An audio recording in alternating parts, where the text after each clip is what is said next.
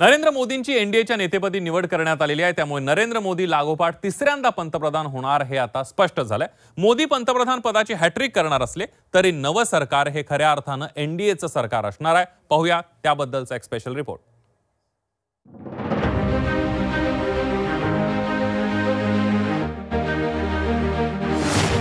पंतप्रधान मोदींचा 3.0 नवा अवतार।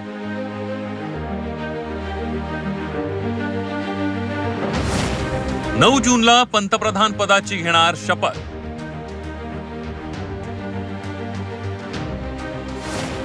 अब की बार एनडीए सरकार।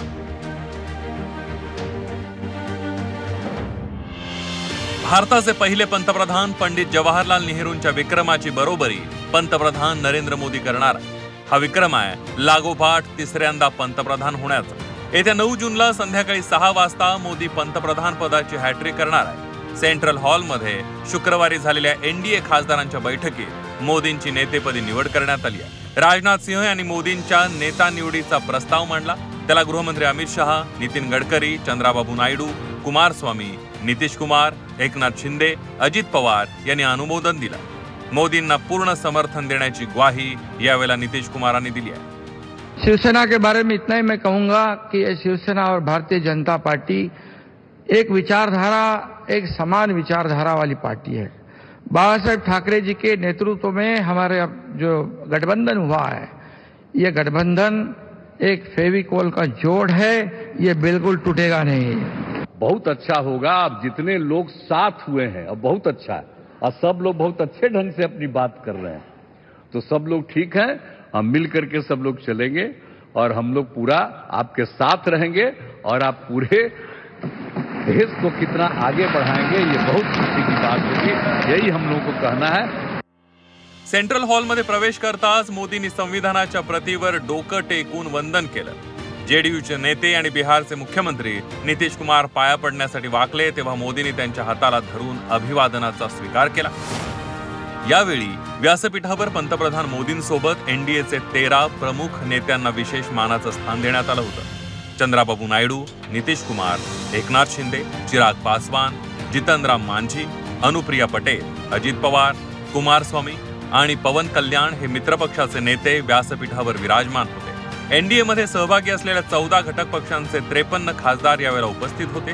विशेष म्हणजे भाषणात पंतप्रधान मोदींनी तब्बल 37 वेळा एनडीए असा उल्लेख केला। भाजपचा उल्लेख त्यांनी एकदाही केला नाही, तर अलायन्सचा उल्लेख 16 वेळा केलाय। एनडीए म्हणजे new India, develop India, aspirational India असं त्यांनी स्पष्ट केलं। निवडणूक प्रचार सभांमध्ये आणि प्रचाराच्या बॅनरमध्ये केंद्रातील सरकारचा, मोदी सरकार असा उल्लेख स्वतः मोदी वारंवार करायचे। मात्र शुक्रवारी त्यांच्या तोंडी एनडीएची भाषा होती। मित्रपक्षांचं गुणगान करताना विरोधी इंडिया आघाडीवर टोलेबाजी करायला सुद्धा ते विसरले नाही। ईव्हीएम जिवंत आहे की मेलं असा खोचक सवाल त्यांनी यावेळेला केला। ठीक है, आंकड़े वांकड़े तो मुझे ये बताओ कि ईवीएम जिंदा है कि मर गया?